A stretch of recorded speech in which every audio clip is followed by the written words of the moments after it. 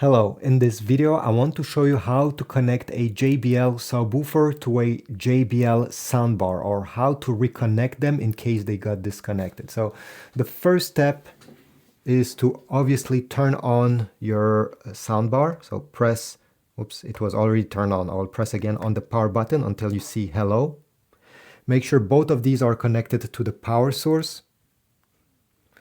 On the back of the subwoofer, you're going to notice there is one of these buttons with this icon. Maybe your button will be on the top.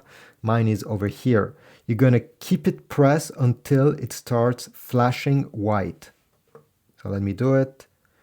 I'm keeping it pressed. Okay, it's flashing white. I can release the button. The subwoofer is now in pairing mode. You're going to take the remote control of the soundbar. You're going to keep press this bass button. Keep it pressed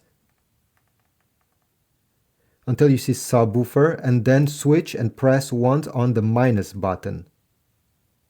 And it will say subwoofer connected. As you see, connected. And this is it. The blinking white light will stop blinking. It simply means that it's now paired with the soundbar.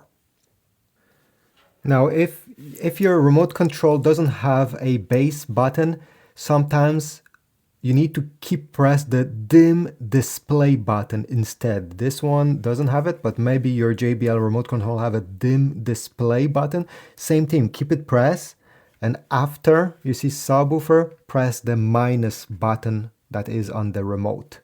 Unfortunately, I don't know any way on how to do it directly on the soundbar if you have lost the remote.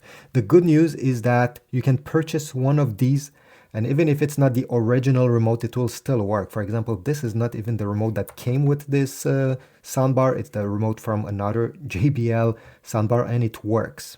So thanks for watching. Leave a like, subscribe, comment, and I will see you in the next video.